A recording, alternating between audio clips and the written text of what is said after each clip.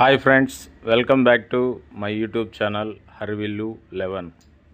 మూడో రోజు మా ప్రయాణం బెంగళూరు నుంచి పళని మీదుగా కొడైకెనాల్ వెళ్ళాలని మా ప్రయాణం కొనసాగించాము. బెంగళూరు నుంచి కొడైకెనాల్ వెళ్ళేందుకు మొత్తం 3 మార్గాలు ఉన్నాయి. ఒకటి మైసూరు ద్వారా బందాపూర్ ఫారెస్ట్ ఏరియా నుంచి వెళ్ళడం, ఇంకొకటి దిండిగల్ చేరుకొని అక్కడి నుంచి కొడైకెనాల్ వెళ్ళడం, మూడవది కృష్ణగిరి ధర్మపురి మీదుగా పళని చేరుకొని పళని నుంచి కొడైకెనాల్కి వెళ్ళడం. మేము మూడో రూట్ పళనికి చేరుకొని అక్కడి నుంచి కొడైకెనాల్కి వెళ్ళాలని డిసైడ్ చేసుకున్నాము. బెంగళూరు నుంచి పళనికి 7 గంటల 27 నిమిషాలు పడుతుంది. మొత్తం 348 కిలోమీటర్లు జర్నీ చేయాలి. సో మేము మార్నింగ్ ఎర్లీగా వేకప్ అయి రెడీ అయ్యి మా ప్రయాణాన్ని కొనసాగించాము. మార్గ మధ్యంలో శ్రీ పళని సుబ్రహ్మణ్యేశ్వర స్వామిని దర్శించుకున్నాము. పళని కొండపైకి వెహికల్స్ అలవ్ లేదండి. సో కిందనే వెహికల్స్ పార్క్ చేసి ఒకటి చైర్ కార్ రోప్ ద్వారా వెళ్ళడం లేదా మెట్ల మార్గం ద్వారా వెళ్ళడం. మేము చైర్ కార్ కోసం వెయిట్ చేసినప్పుడు దాదాపు 2 గంటల సమయం పడుతుంది అని అన్నారు. సో మేము మెట్ల మార్గం ద్వారా పైకి వెళ్ళడం జరిగింది. మొత్తం 700 మెట్లు ఉంటాయి. మాకు 40 మినిట్స్ పట్టింది పైకి చేరేదానికి. ఈ కొండ చుట్టూ 4 దిక్కుల నుంచి భక్తులు కొండపైకి వెళ్తూ ఉంటారు. క్రౌడ్ కాస్త ఎక్కువగానే ఉంటుంది. పళని సుబ్రహ్మణ్యేశ్వర స్వామి టెంపుల్ 6 పుణ్యక్షేత్రాలలో ఒకటిగా చెప్పవచ్చు. ఈ ఆలయంలోని మురుగని విగ్రహం 9 నవపాషాణాలతో శ్రీ భోగముని చేత నిర్మించబడింది. హిందూ పురాణాల ప్రకారం నారద మహర్షి కైలాస పర్వతం వద్ద ఉన్న శివునికి జ్ఞానఫలం అందించడానికి వెళ్ళడం జరిగింది. అతను తన 2 కుమారులలో ఎవరు మొదటి ప్రపంచాన్ని 3 సార్లు చుట్టి తమ వద్దకు వస్తారో వారికి ఈ ఫలాన్ని సమర్పించమని నారదులకు ఆదేశించడం జరిగింది. మురుగన్ వెంటనే తన ఎత్తైన నెమలి వాహనంపై ఎక్కి ప్రపంచాన్ని చుట్టి రావాలని బయలుదేరడం జరిగింది. కానీ గణేశుడు మాత్రం శివుడు శక్తి కలయికే లోకమని భావించి తన తల్లిదండ్రులకు ప్రదక్షిణ చేసి ప్రపంచాన్ని చుట్టడం జరిగింది. అలా జ్ఞానఫలాన్ని గణేశుడు సొంతం చేసుకోవడం వల్ల సుబ్రహ్మణ్యేశ్వర స్వామికి కోపం వచ్చి బాల్యం నుంచి పరిపక్వత చెందాలని భావించి పళనిలో సన్యాసిగా ఉండాలని ఎంచుకున్నాడు. మేము 100 రూపాయల దర్శనంకి వెళ్ళాము. దర్శనం చాలా బాగా జరిగింది. అక్కడ దర్శనం పూర్తి చేసుకొని 4 గంటల 30 నిమిషాలకి మేము మా ప్రయాణాన్ని కొనసాగించాము. పళని నుంచి కొడైకెనాల్కి 3 గంటల సమయం పడుతుంది. ఆ ఎదురుగా చూస్తున్న కొండలే కొడైకెనాల్ కొండలు. ఈ మార్గం చుట్టూ పచ్చని చెట్లు, ఆహ్లాదకరమైన వాతావరణం, ఎంతో చల్లగా ఉంటుంది. మార్గ మధ్యంలో మనకు చెక్ పోస్ట్ వస్తుంది. అక్కడ ప్లాస్టిక్ని నిరోధించే కార్యక్రమంలో మన వెహికల్స్ని చెక్ చేయడం జరుగుతుంది. ముఖ్యంగా కొడైకెనాల్ వెళ్ళే ముందు ఈ పాస్ సిస్టమ్ని ఫాలోఅప్ చేసుకోవాలి, లేదంటే అక్కడ వెళ్ళి ఇబ్బంది పడతారు. సో కొడైకెనాల్ వెళ్ళే ముందు ఈ పాస్ మనం ఏ టైంకి అయితే చేరుకోగలమో దాన్ని ముందుగానే ఈ పాస్లో పొందుపరిచి అక్కడ మనం ఏదైతే రూమ్ తీసుకుంటామో ఆ రూమ్ యొక్క డీటెయిల్స్ని ఎంటర్ చేసి ఈ పాస్ జనరేట్ చేసుకోండి. తద్వారా మీకు ఎటువంటి ఇబ్బంది ఉండదు. కొడైకెనాల్ పూర్తిగా ఘాట్ రోడ్డు, 65 కిలోమీటర్లు పళని నుంచి ఉంటుంది. మొత్తం 28 పిన్ టర్నింగ్ పాయింట్స్ ఉంటాయి. కాస్త డ్రైవింగ్ చేసేటప్పుడు జాగ్రత్తగా డ్రైవ్ చేయాలి. ఎదురుగా వెహికల్స్ వస్తూ ఉంటాయి. సింగిల్ రోడ్ కావడం, పైగా ఘాట్ రోడ్ కావడం వల్ల కాస్త జాగ్రత్తగా జర్నీ చేస్తే మంచిది. మాకు పళనిలో దర్శనం లేట్ అయిన దానివల్ల చీకటి పడింది. అప్పటికి మేము పళని నుంచి 4 గంటలకు ప్రయాణం చేసి 3 అవర్స్ జర్నీ అంటే 9 గంటలకి మేము కొడైకెనాల్ టౌన్కి చేరుకున్నాము. అక్కడి నుంచి మాకు 48 మినిట్స్ పట్టింది రిసార్ట్ చేరుకునేందుకు. కొడైకెనాల్ ప్రయాణం ఎంతో అడ్వెంచరస్గా, ఎంతో ఆహ్లాదకరంగా, ఆనందంగా ఉంటుంది. ఇక్కడ మనం చూస్తున్న place silver cascade waterfalls. ఇది కొడైకెనాల్కి ముఖద్వారం అని చెప్పాలి. ప్రయాణికులు ఇక్కడ ఎవరైతే ప్రైవేట్ వెహికల్స్తో వస్తారో పార్క్ చేసుకొని కొంతసేపు ఇక్కడ ఎంజాయ్ చేయొచ్చు. ఇది నైట్ టైం కావడం వల్ల అంత విజన్ తక్కువగా ఉంది. డే టైం మేము రిటర్న్ జర్నీలో దీన్ని తిరిగి మళ్ళా విజిట్ చేయడం జరిగింది. అక్కడ చూసారా, ఎదురుగా కనిపిస్తున్నవే కొన్ని హిల్ స్టేషన్లో ఉన్న హౌసెస్. నైట్ టైంలో అంత విజన్ తక్కువగా ఉంది. మార్నింగ్ మా జర్నీ కొడైకెనాల్ చుట్టుపక్కల ఉన్న లోకల్ ప్రదేశాలు చూడబోతాము. ఈ వీడియో ద్వారా మీకు చూపిస్తాను. ఇది మేము తీసుకున్న రిసార్ట్. ఇక్కడ మొత్తం 2 ఫ్లోర్స్ ఉన్నాయి. ఒక రూము 3 పర్సన్స్కి మాకు డైరెక్ట్గా అయితే 4000 పర్ డే పడుతుంది. ఆన్లైన్లో బుక్ చేసుకోవడం వల్ల మాకు 3500 ఇంక్లూడింగ్ బ్రేక్ఫాస్ట్. మేము మొత్తం 2 డేస్కి బుక్ చేసుకున్నామండి. లోకల్లో మనం ఎక్కడికైనా వెళ్ళాలంటే క్యాబ్ బుక్ చేసుకోవచ్చు. మనము డ్రైవింగ్ చేస్తూ ఎంజాయ్ చేయాలంటే కష్టం కాబట్టి క్యాబ్ తీసుకున్నాము. మాకు 2500 క్యాబ్ దొరికింది. మార్నింగ్ 9 o'clockకి మనల్ని పికప్ చేసుకుంటారు. ఈవినింగ్ 6 o'clockకి తిరిగి మనల్ని అక్కడ డ్రాప్ చేయడం జరుగుతుంది. ఇందులో మొత్తం 10 ప్లేసెస్ కవర్ చేశారు.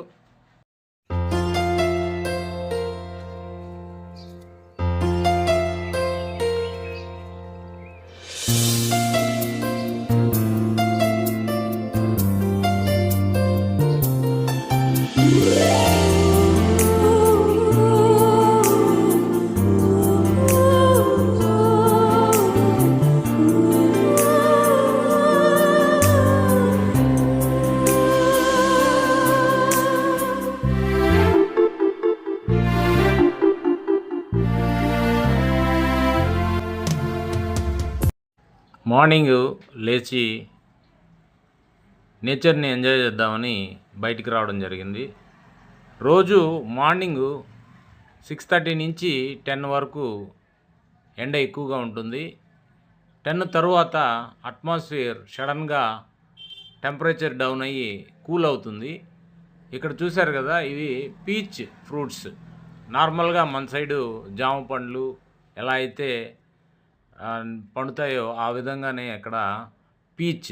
ఇది చాలా కాస్ట్ అండి. కేజీ 400 నుంచి 500 దాకా ఉంటుంది. కానీ అక్కడ విరివిరిగా ఈ రిసార్ట్ చుట్టూ గమనించాము. ఫ్రీగా మనం కోసుకొని తినొచ్చు, అంత స్వీట్గానే ఉంటాయి. ఇక్కడ రిసార్ట్కి చుట్టుపక్కల మంచి గ్రీనరీ ఉంది. మార్నింగ్ సన్ రైజు చూడాలంటే మార్నింగ్ 6:30, 7 మధ్యలో సన్ రైజ్ చూడవచ్చు. మేము మార్నింగ్ 6కి లేచాను. నేను సన్ రైజ్ చూడాలని, నేచర్ని ఎంజాయ్ చేయాలని పర్టికులర్గా అలారం పెట్టుకుని లేయడం జరిగింది. రోజు ఈవినింగ్ అయిందంటే వర్షం పడుతుంది, నైటు కూల్గా ఉంటుంది. ఇక్కడ ఏసీలు అవసరం లేదు, ఫ్యాను కనీసం హూక్ కూడా ఉండదు. మాకు మార్నింగ్ బ్రేక్ఫాస్ట్ రిసార్ట్ వాళ్ళు ప్రొవైడ్ చేశారు. రోజు మాకు మార్నింగ్ అంటే నార్మల్గా మనం తీసుకునే విధంగానే ఇడ్లీ, దోశ, పొంగలు లేదా ఉప్మా, కాఫీ, టీ ప్రొవైడ్ చేశారు. చాలా బాగుంది బ్రేక్ఫాస్టు. మాతో పాటు మిగతా వాళ్ళు అంటే మా రూమ్లో ఉండేవాళ్ళు కూడా కలిసి బఫెట్ ఏర్పాటు చేయడం జరిగింది. రోజు ఇది రొటీన్గా జరుగుతూ ఉంటుంది. మేము బ్రేక్ఫాస్ట్ కంప్లీట్ చేసుకున్న తర్వాత మమ్మల్ని పికప్ చేసుకునేదానికి క్యాబ్ రావడం జరిగింది. మేము క్యాబ్లో మా జర్నీ స్టార్ట్ చేయడం జరిగింది. మార్నింగు 9 నుంచి ఈవినింగ్ 6 వరకు. మధ్యలో లంచ్ బ్రేక్ అంటూ ఏం లేదండి. ఎందుకంటే ఇక్కడ మొత్తం ఘాట్ రోడ్స్ కావడం, లోకల్లో ట్రాఫిక్ ఎక్కువగా ఉండడం వల్ల సపరేట్గా హోటల్ కంటూ ఏమీ ప్లాన్ చేయలేము. సో మనం చూస్తున్న ప్లేసెస్ ఏవైతే ఉన్నాయో విజిటింగ్ ప్లేసెస్, అక్కడే ఫాస్ట్ ఫుడ్ సెంటర్స్ ఉంటాయి. మనము అక్కడే ఏదో ఒకటి తిని మన విజిటింగ్ ప్లేసెస్ని కవర్ చేసుకోవాలి. ఎందుకంటే లేదంటే లేట్ అయిపోతుంది. మనము సన్ ఫెయిల్యూర్ అయితే ఈవినింగ్ 5 తర్వాత ఏమీ చూడలేము. ఈవినింగ్ 5కి అన్నీ క్లోజ్ చేయడం జరుగుతుంది. సో మేము ముందుగా మా జర్నీ స్టార్ట్ చేసి, ఇది చూశారు కదా ఇక్కడ లోకల్ ఎంత ట్రాఫిక్గా ఉందో. ప్రతి ఏరియాలో కూడా ఫుల్ ట్రాఫిక్ అండి.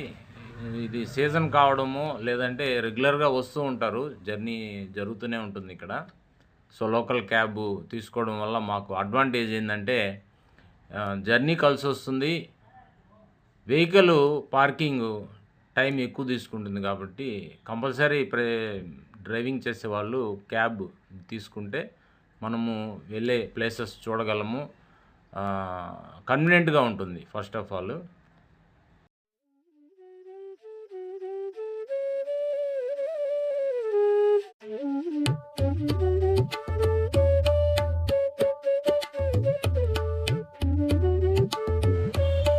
మేము విజిట్ చేసిన మొట్టమొదటి ప్లేసు కోకర్స్ వాక్. ఇది మార్నింగ్ 7కి ఓపెన్ చేస్తారు, ఈవినింగ్ 6 o'clockకి క్లోజ్ చేయడం జరుగుతుంది. దీన్ని 1872లో కన్స్ట్రక్షన్ చేశారండి.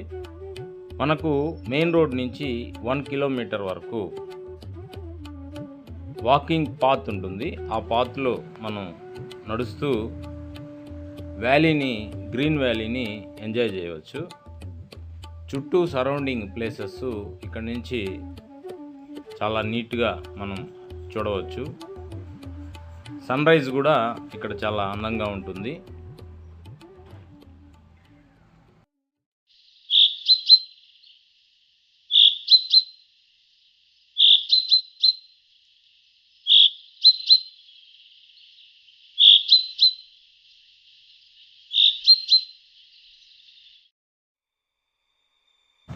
ఈ ప్లేస్ని విజిట్ చేయడానికి ఎంట్రీ ఫీజు 10 రూపీస్ అండి ఒక పర్సన్కి. స్టిల్ కెమెరా ఏదైనా యూజ్ చేసే పని అయితే 20 రూపీస్ ఛార్జ్ చేస్తారు. అలాగే బైనోక్యులర్స్ యూజ్ చేసేయాలంటే 30 రూపీస్ ఛార్జ్ చేయడం జరుగుతుంది. ఇక్కడ చాలా హోమ్ మేడ్ ఐటమ్స్ అందుబాటులో ఉన్నాయి. క్రాఫ్ట్ అంటే బ్యాంగిల్స్ కానీ, ఇయర్ రింగ్స్ కానీ, బ్యాగ్స్ కానీ, ఇలాంటివి కలెక్షన్స్ ఎక్కువగా చేసే వాళ్ళకి ఇది మంచి ప్లేస్ అని చెప్పవచ్చు.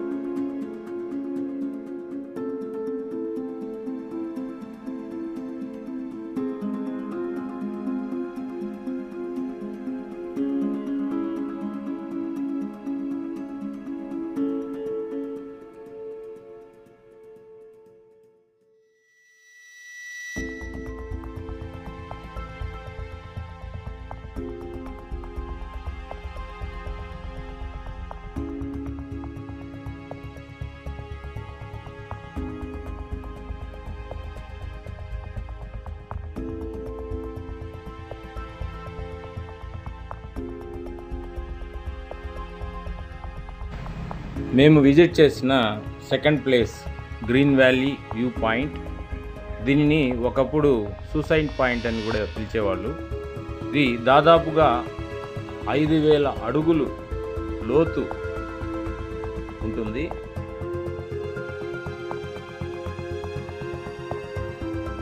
గ్రీన్ వ్యాలీకి వెళ్ళే దారిలో గోల్ఫ్ క్లబ్ ఉంటుంది. ఒకప్పుడు బ్రిటిష్ వారు ఇక్కడ ఈ నేచర్కి దగ్గరగా జీవించడం జరిగింది. కాబట్టి వాళ్ళు ఇక్కడ అన్ని ఏరియాలని డెవలప్ చేసుకొని ఇక్కడ పరిపాలనా విభాగాన్ని ఎంతగానో డెవలప్ చేశారు. చాలా వరకు ప్లేసెస్ వాళ్ళు డెవలప్ చేసి వ్యూ పాయింట్స్ని కనుక్కున్న వారి నేము, అలాగే ఆ పిల్లర్స్ని ఇక్కడ ఏర్పాటు చేయడం జరిగింది.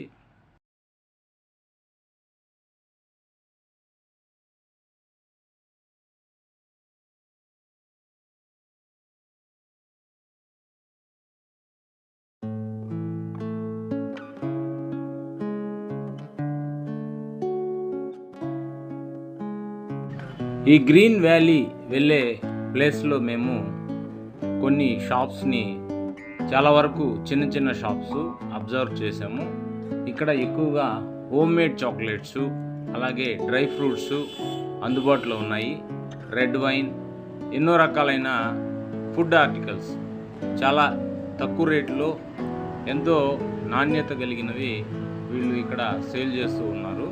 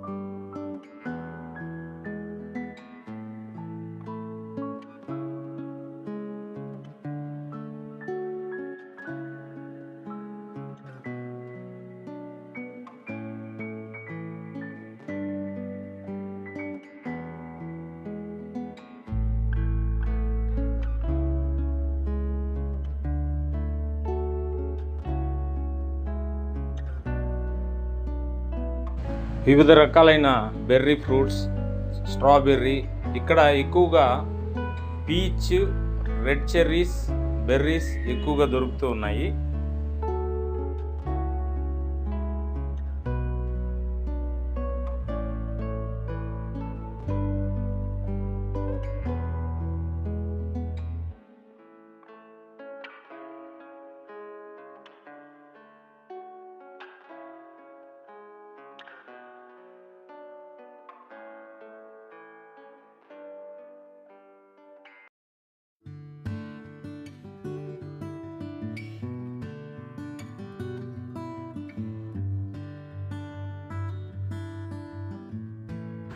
ఎత్తైన కొండ శిఖరాల మీద నుంచి మేఘాలు ప్రయాణిస్తూ కొండ చర్యలను తాకుతూ మన మీద అలా వెళ్ళిపోతూ ఉంటే చల్లని వాతావరణం, చల్లని గాలి మన మనస్సులకి ఎంతో ఆహ్లాదాన్ని కలిగిస్తూ ఉంటాయి.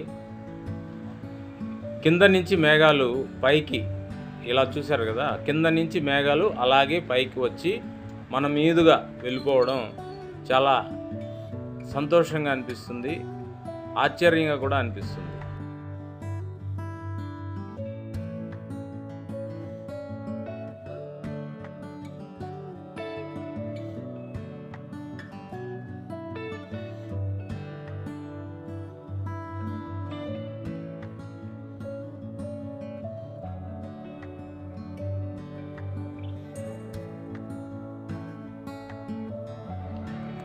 నెక్స్ట్ మేము విజిట్ చేసిన ప్లేసు పిల్లర్ రాక్స్. చాలా అద్భుతమైన ప్రదేశము ఇది. సహజంగా ఏర్పడిన శిలలు, 400 అడుగుల ఎత్తైన గ్రానైట్ రాతి నిర్మాణాలు. ఇవి కొడైకెనాల్ సరస్సు నుంచి 8 కిలోమీటర్లు దూరంలో ఉన్నాయి. ఈ రాతి నిర్మాణాలు పొగమంచుతో ఉండి అద్భుతమైన దృశ్యాన్ని మనకు అందిస్తాయి.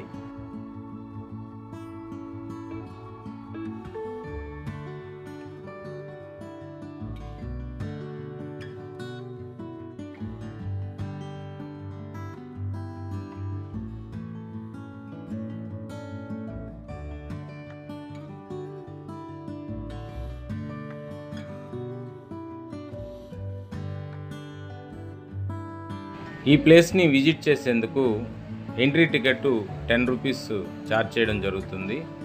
ఇది మనకు ఎగ్జాక్ట్గా గునా కేవ్కి ప్యారలల్గా బ్యాక్ సైడ్ ఉంటుంది.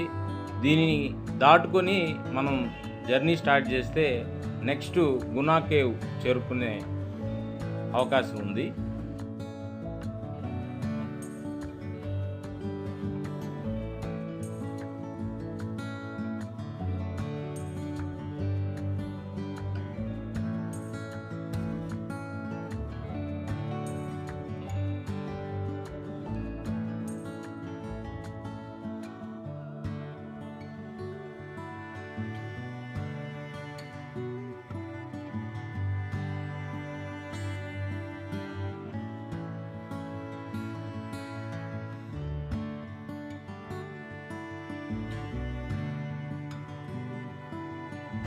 నెక్స్ట్ మేము వెళ్ళబోతున్న ప్లేసు గునా కేవ్స్.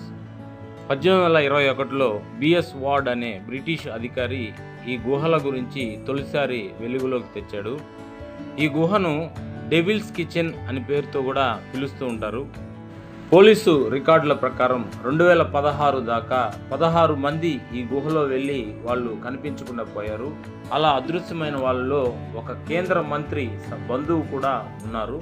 వీళ్ళలో కొన్ని సూసైడ్ కేసులు కూడా ఉన్నాయి. అయితే ఓ వ్యక్తి మాత్రం సజీవంగా బయటికి రావడం అందరినీ ఆశ్చర్యానికి గురిచేసింది. మలయాళంలో చిన్న చిత్రంగా రిలీజ్ అయ్యి టోటల్ సౌత్ ఇండియా ఊపేస్తున్న మంజుమన్ బాయ్స్ వాస్తవ ఘటన ఆధారంగా తెరకెక్కింది. ఈ సర్వైవల్ డ్రామా అత్యంత ప్రమాదకరమైన గుహల్లో చిక్కుకున్న తన మిత్రుని రక్షించుకునేందుకు ఓ యువకుడు చేసిన సాహసమే ఈ చిత్రానికి స్ఫూర్తి. అయితే ఈ చిత్రానికి ప్రధాన ఆకర్షణ గునా కేవ్స్. ఆ గునా కేవ్స్ని మనం ఇప్పుడు చూడబోతున్నాము. చాలామంది యాంగ్జైటీగా ఉంటారు, ఎగ్జైట్మెంట్గా కూడా ఫీల్ అవుతూ ఉంటారు ఈ ప్లేస్ని విజిట్ చేయాలంటే. 1991లో కమల్ హాసన్ నటించిన గునా చిత్రం విడుదలైంది.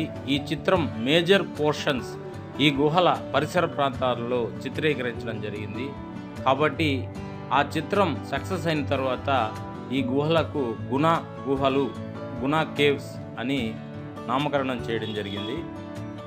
తర్వాతి కాలంలో ఈ గుహల పేరు చెబితేనే ప్రజలు ఓమ్ము అనేవారు. ప్రపంచంలోనే అత్యంత ప్రమాదకరమైన గుహల్లో గునా కేవ్స్ కూడా ఒకటి. కమ్మని ఈ ప్రేమ లేఖనే రాసింది హృదయమే, ప్రియతమా నీ వచట కుశలమా నే నిచట కుశలమే, ఊహలన్ని పాటలే కనుల తోటలో, తొలి కలల కవితలే మాట మాటలో, ఓహో కమ్మని ఈ ప్రేమ లేఖనే రాసింది హృదయమే, ప్రియతమా నీ వచట కుశలమా నే నిచట కుశలమే.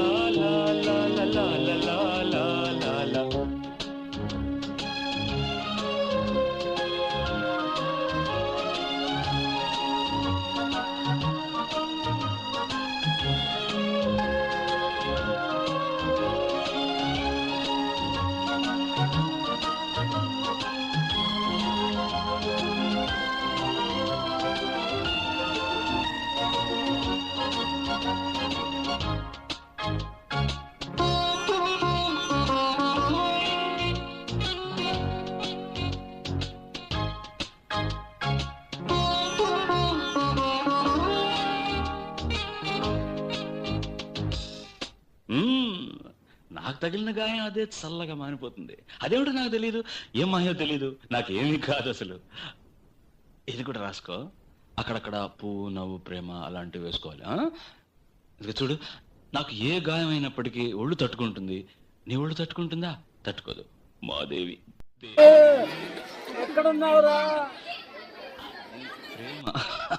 నా ప్రేమ ఎలా చెప్పాలో తెలియక ఇదవుతుంటే ఏడుపు వస్తుంది. కానీ నేనేడ్చి నా శోకం నిన్ను కూడా బాధపడుతున్నా అనుకున్నప్పుడు వచ్చే కన్నీరు కూడా ఆగుతుంది. మనసులు అర్థం చేసుకునేందుకు ఇది మామూలు ప్రేమ కాదు.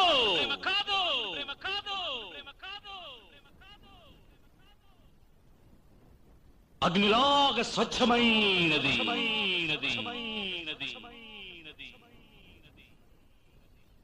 గుండెల్లో గాయమేమో చల్లంగా మానిపోయి మాయ చేసే ఆ మాయే ప్రేమాయే.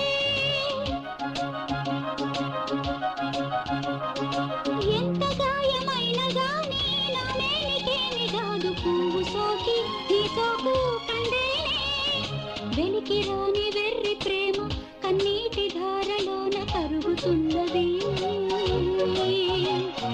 నాదు శోకమోపలేక నీ గుండె బాధపడితే తాళనన్నది.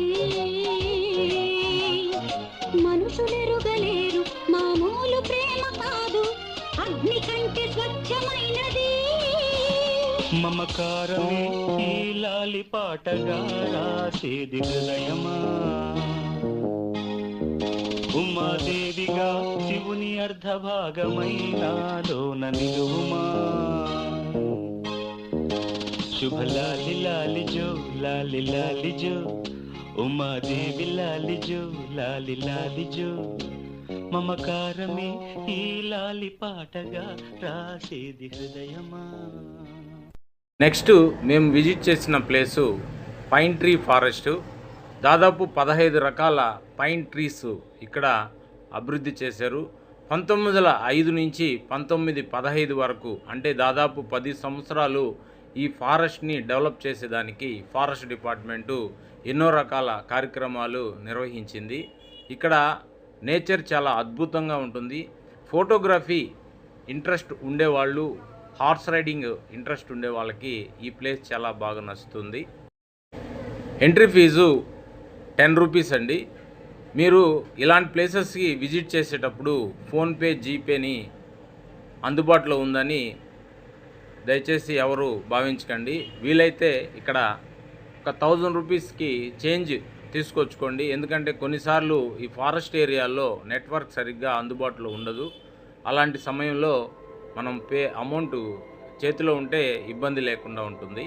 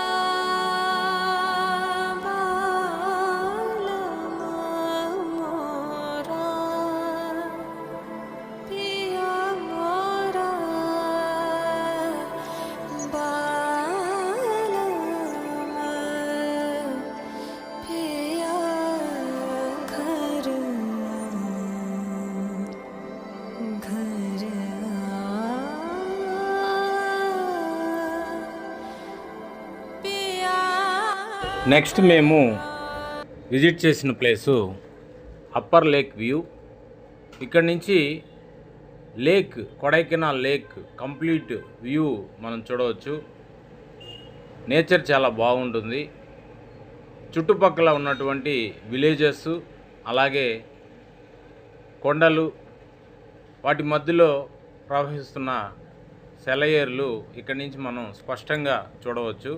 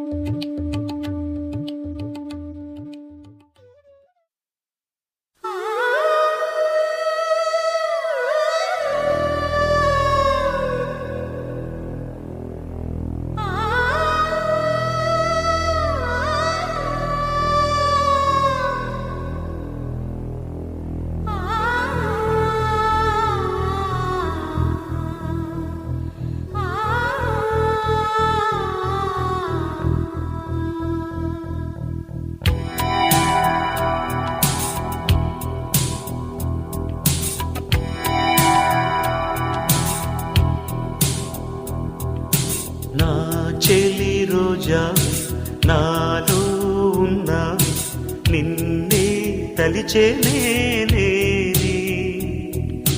నా చెలి రోజా నాలో ఉన్న నిన్నే తలిచే నేనే కళ్ళల్లో నీవి కన్నీట నీవి కనుమూస్తే నీవి ఎదలో నిండేవి కనిపించవో అందించవో తోడు నా చెలి రోజా నాలో ఉన్నవి నిన్నే తలిచే నేనేమి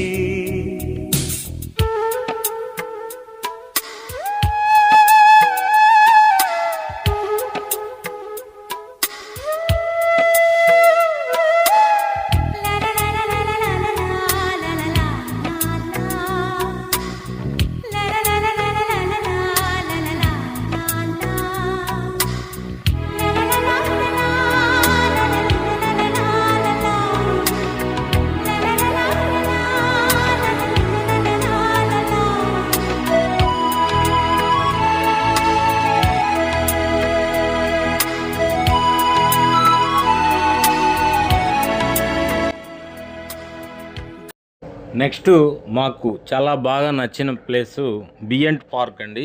ఇది రోజ్ గార్డెన్ అని కూడా పిలుస్తూ ఉంటారు. ఇక్కడ చాలా అద్భుతంగా గార్డెన్ మెయింటైన్ చేస్తూ ఉన్నారు. రకరకాలైనటువంటి రోజా చెట్లు అలాగే గార్డెన్స్ చాలా అద్భుతంగా ఉన్నాయి. 2 కళ్ళు సరిపోలేదు, అంత అద్భుతంగా వీళ్ళు మెయింటైన్ చేస్తూ ఉన్నారు.